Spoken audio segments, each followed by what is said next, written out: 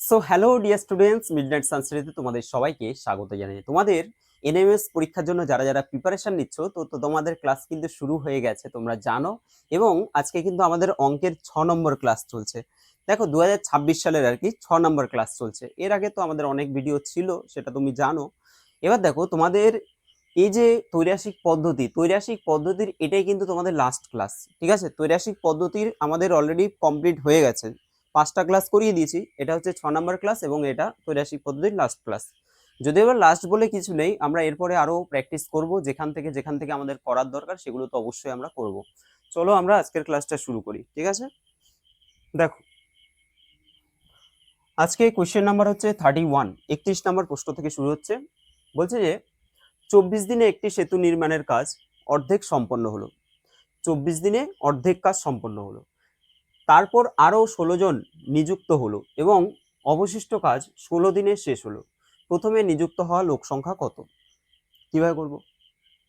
আমি যদি বলি যে প্রথমে নিযুক্ত হয়েছে এক্স জন, ঠিক আছে, তাহলে এক্সটা কি?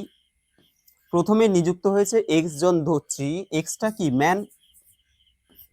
তারপরে দেখো ডে 24 দিনে, তাহলে এক্স জন 24 দিনে কতটুকু কাজ করছে? ওয়ার্ক, হাফ অংশ কাজ করছে। অর্ধেক কাজ করছে মানে কত? হাফ অংশ কাজ করছে, ঠিক আছে, অর্ধেক সম্পন্ন করলো। তারপর আরো 16 জন নিযুক্ত হলো। প্রথমে ছিল এক্স জন, আরো যদি 16 জন নিযুক্ত হয় তাহলে এক্স প্লাস কত হয়ে যাবে? 16 হয়ে যাবে। আরো 16 জন নিযুক্ত হয় এবং অবশিষ্ট কাজ 16 দিনে শেষ হয়। অবশিষ্ট কাজ মানে কি? হাফ অংশ কাজ হয়ে গেছে, আরো বাকি পড়ে থাকবে হাফ অংশ। সেই অবশিষ্ট কাজ 16 দিনে শেষ হলো। কত দিনে শেষ হলো? 16 দিনে শেষ হলো। তাহলে বলছে যে আমাকে প্রথমে কতজন নিযুক্ত ছিল। তাহলে আমরা যে ধরেছি প্রথমে এক্স জন নিযুক্ত ছিল, তাহলে আমাদের সেই এক্স এর মানই বের করতে হবে, ঠিক আছে। একটা জিনিস দেখো, এখানে ওয়ার্ক অর্থাৎ কাজের পরিমাণ প্রথমে যা ছিল পরেও তাই। তো আমরা যদি সরল সম্পর্ক করি বা ব্যস্ত সম্পর্ক করি, সব ক্ষেত্রে আমাদের হাফ বাই হাফ আসবে, অর্থাৎ হাফ হাফ কেটে যাবে। তাহলে আমাদের এখানে ওয়ার্কের পোর্শনটাকে রেখে লাভ নেই, এটাকে আমরা বাদ দিয়ে দিলাম, ঠিক আছে, যেমন আছে থাকুকো। এবার আমাদের কাজ হচ্ছে এই দুটো নিয়ে। তো তোমাদের আমি অলরেডি ফর্মুলা শিখিয়েছি যে M1T1 D1/W1 সমান কি M2T2 D2/W2, তাই তো? এই দুটো সূত্র এই সূত্রটা তোমাদের আমি শিখিয়েছি। তো আমরা এখানে এই সূত্রটাই কাজে লাগাবো। এখানে দেখো শুধু এম আর ডি আছে, তাহলে M1D1 সমান M2D2 বলতে পারি আমরা। M1D1 সমান M2D2, অর্থাৎ x ইন্টু 24 সমান হয়ে যাবে x প্লাস 16 ইন্টু 16, ঠিক আছে। এটা চলে আসছে। কাটাকুটি করে দিই আমরা। দেখো ব্র্যাকেটেরটা কখনোই আমরা ডাইরেক্ট কাটতে পারবো না, কিন্তু ব্র্যাকেটের বাইরে যেটা আছে সেটাকে কাটতে পারবো। 8 দিয়ে কাটো, 3 8 24, 8 দুগুণে 16। তো কত আসছে? 3x সমান হচ্ছে 2 দিয়ে এটাকে গুণ করো, 2x প্লাস 16 দুগুণে 32, ঠিক আছে। এবার 2xটা এদিকে নিয়ে আসো, তাহলে 3x মাইনাস 2x সমান হচ্ছে 32, তাহলে x সমান হয়ে যাচ্ছে 32। তাহলে x এর মান কত আসছে? 32 জন। তার মানে প্রথমে নিযুক্ত লোকের সংখ্যা হচ্ছে 32 জন। অপশন বি হবে সঠিক অ্যান্সার। চলো পরের প্রশ্নে চলে যাচ্ছি। খুবই সহজ একটা অঙ্ক দিয়েছে যে 7 মিটার ফিতার মূল্য হচ্ছে 133 টাকা, তাহলে 45 মিটার ফিতের মূল্য কত টাকা হবে? তাহলে 7 মিটারের মূল্য হচ্ছে তোমার 133 টাকা, তাহলে 45 মিটারের মূল্য কত হবে? দেখো বেশি দৈর্ঘ্যের ফিতার মূল্য বেশি হবে, কম দৈর্ঘ্যের ফিতার মূল্য কম হবে। সরল সম্পর্ক হবে। যদি সরল সম্পর্ক হয় তাহলে কি হবে? 133 ইন্টু উপরে হবে 45, নিচে হবে 7। 7 দিয়ে তো 45 ভাগ যাচ্ছে না, তাহলে এটাকে কাটাকুটি করি। 7 থেকে 7 63, 7 নং 63, 19 চলে আসছে। তাহলে 19 ইন্টু 45 করলে কত হবে একটু দেখে নিই আমরা। 5 নং 45-এর 5 হাতে আছে 4, 4 নং 36, 37, 38, 40, তাই তো। আর হচ্ছে 45 থেকে 45, 5 5 8, 855 হয়ে যাচ্ছে অ্যান্সার। 855, ঠিক আছে, 855 টাকা হয়ে যাবে।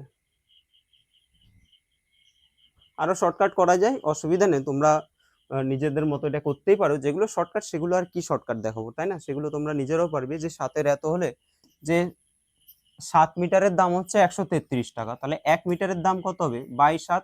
আবার তোমার 45 মিটারের দাম কত হবে? ইন্টু 45। ডাইরেক্ট করলেও করা যায়। চলো, একটি ট্রেন 6 ঘন্টা যায় 90 কিলোমিটার, তাহলে 5 ঘন্টায় সে কত কিলোমিটার যাবে? 6 ঘন্টায় যাচ্ছে কত কিলোমিটার? 90 কিলোমিটার। তাহলে 5 ঘন্টায় সে কত কিলোমিটার যাবে? দেখো, কম সময়ে কম দূরত্ব যাবে, বেশি সময় বেশি দূরত্ব যাবে। এখানে কিন্তু গতিবেগ কোথাও দেয়নি, কিন্তু তোমরা অনেক সময় গতিবেগ করলে আমাদের হয়তো ব্যস্ত করতে হয়, কিন্তু এখানে সরল সম্পর্ক হবে। কারণ কি, 6 ঘন্টায় যদি 90 কিলোমিটার যাবে, তাহলে 5 ঘন্টায় নিশ্চয়ই আরো কম যাবে। তাহলে কম সময়ে কম যাবে, বেশি সময় বেশি যাবে, সরল সম্পর্ক হয়ে যাবে। তাহলে 90 ইন্টু 5/6, 6×15 90, 5×15 45, 5×15 75, কি বলছি, 5×15 75, ঠিক আছে। তাহলে 75 কিলোমিটার অ্যান্সার হয়ে যাবে। একদমই সহজ প্রশ্ন, তোমরা এটা মুখে মুখেও করতে পারো যে 6 ঘন্টায় যদি 90 কিলোমিটার যায়, তাহলে 1 ঘন্টায় কত যাবে? 6×15 90, তার মানে 15 কিলোমিটার যাবে 1 ঘন্টায়, তাহলে 5 কিলোমিটার যাবে 5 ঘন্টায় যাবে, 5×15 75, 75 কিলোমিটার। ঠিক আছে, নেক্সট দেখো, কোয়েশ্চেন নাম্বার 34। যদি 35 জন লোক দৈনিক 63টি ক্রিকেট বল তৈরি করতে পারেন, তাহলে 55 জন লোক দৈনিক কয়টি ক্রিকেট বল তৈরি করতে পারেন? এটাও খুব সহজই প্রশ্ন, যে 35 জন দিনে যদি 63টা ক্রিকেট বল তৈরি করতে পারেন, 35 জন লোক 65টা ক্রিকেট বল তৈরি করতে পারেন, তাহলে 55 জন লোক কতগুলো ক্রিকেট বল তৈরি করতে পারবেন? একটা জিনিস দেখো, লোক যদি বেশি হয় তাহলে বেশি ক্রিকেট বল তৈরি করতে পারবে, আর যদি লোক যদি কম হয় তাহলে কম ক্রিকেট বল তৈরি করতে পারবে। তার মানে কি সম্পর্ক হবে? সরল সম্পর্ক হবে। 63 ইন্টু 55/35, কাটাকুটি করো, 5 7 35, 5 11 55, 7 9 63, 9 11 99। তাহলে অপশন কি হচ্ছে? অপশন সি হয়ে যাচ্ছে সঠিক অ্যান্সার। ঠিক আছে, অপশন সি হয়ে যাবে। চলো নেক্সট,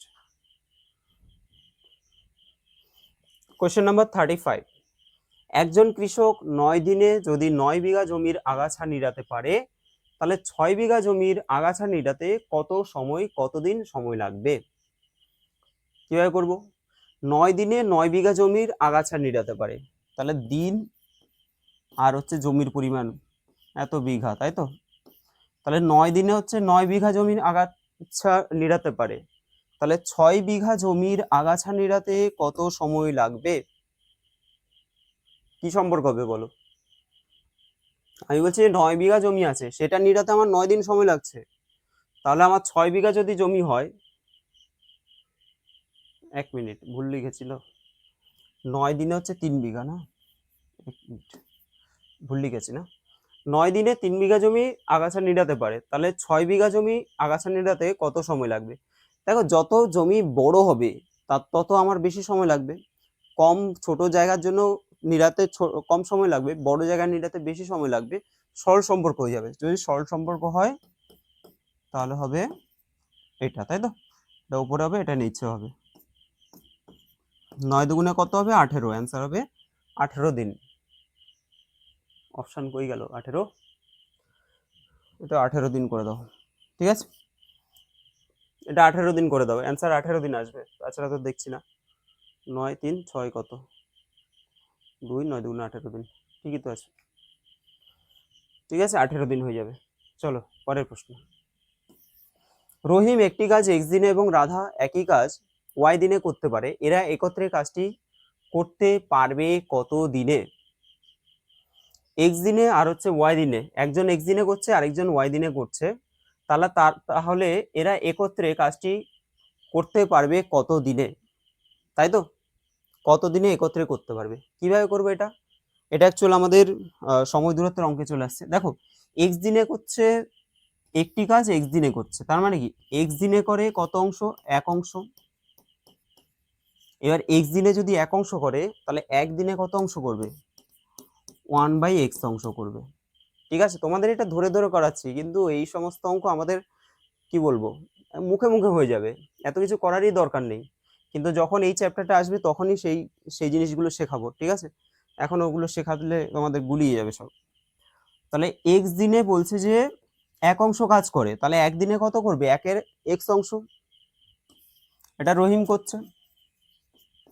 তারপরে কি আছে, ওয়াই দিনে রাধা ওয়াই দিনে করছে ধরো এক অংশ, ঠিক আছে, মানে সম্পূর্ণ অংশ করতে তার ওয়াই দিন সময় লাগে, তার মানে ওয়াই দিনে সে এক অংশ করছে, তাহলে একদিনে কত অংশ করবে, 1/y অংশ, 1/y অংশ। এটা হচ্ছে রাধা করছে।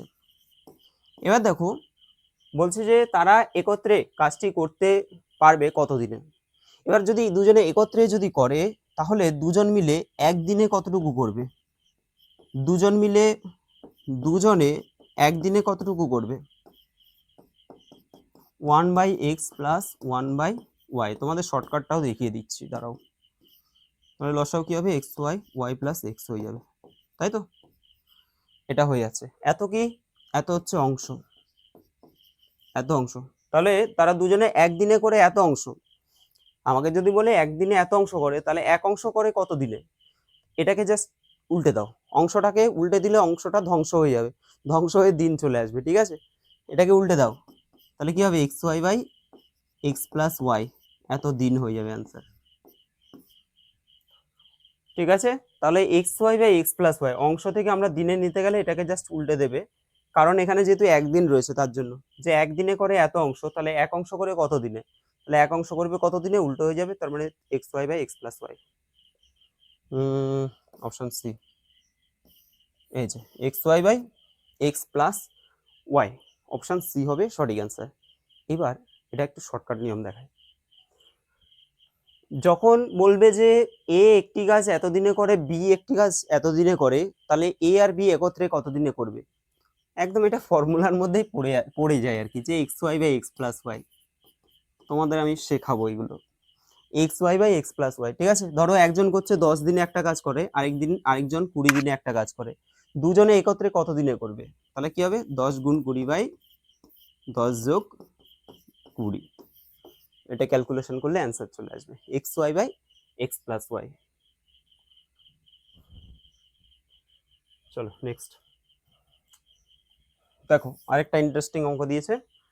এক্স দিনে এক্স জন লোক এক্সটি চেয়ার তৈরি করতে পারে, এক্স দিনে এক্স জন লোক এক্সটি চেয়ার তৈরি করতে পারে, তাহলে ওয়াই দিনে ওয়াই জন লোক কয়টি চেয়ার তৈরি করবে।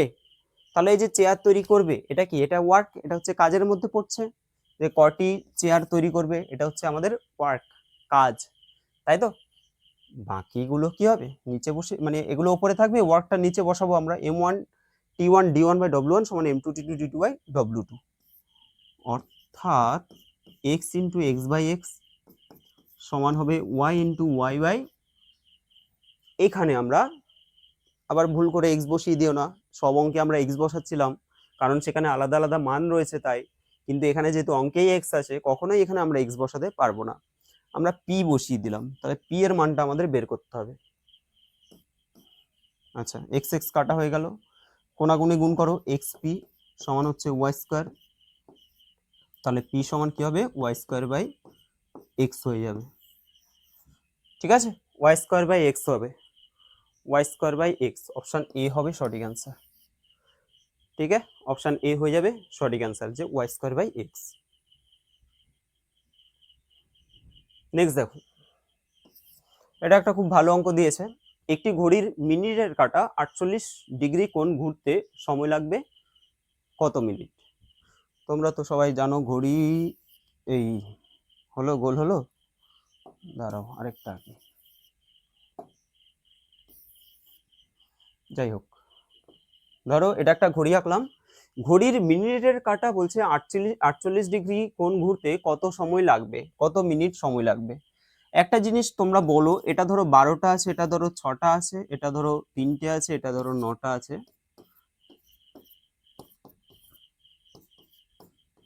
এটা হলো ঘড়িটা। এবার ঘড়ির এই যে মিনিটের কাঁটা, এটা ধরলাম মিনিটের কাঁটা, এই মিনিটের কাঁটাটা পুরো একবার যদি রাউন্ড করে, পুরো একবার যদি ঘোরে, তাহলে মিনিটের কাঁটাটা কত ডিগ্রি অ্যাঙ্গেল ঘুরবে। অবশ্যই পুরো একটা ঘোরা মানে হচ্ছে একটা বৃত্ত ঘুরে নেওয়া, তার মানে হচ্ছে 360 ডিগ্রি।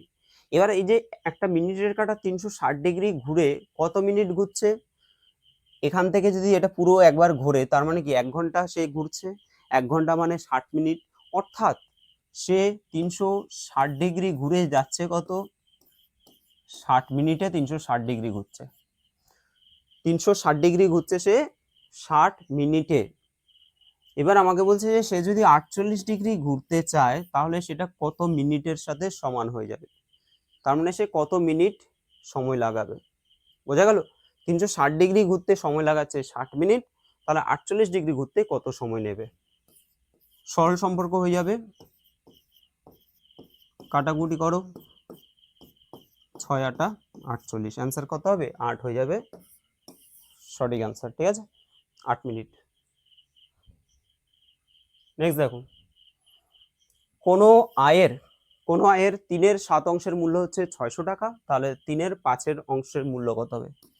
3-এর 7 অংশের দাম হচ্ছে তোমার 600 টাকা, তাহলে 3-এর 5 অংশের দাম কত হবে। আমরা এটার মধ্যে কোনটা বড় কোনটা ছোট জানার দরকার নেই, ঠিক আছে। আমি যদি বলি যে সম্পত্তি, অল্প অল্প সম্পত্তির দাম কম টাকা, বেশি সম্পত্তির দাম বেশি টাকা, সরল সম্পর্ক, সিম্পল সরল সম্পর্ক।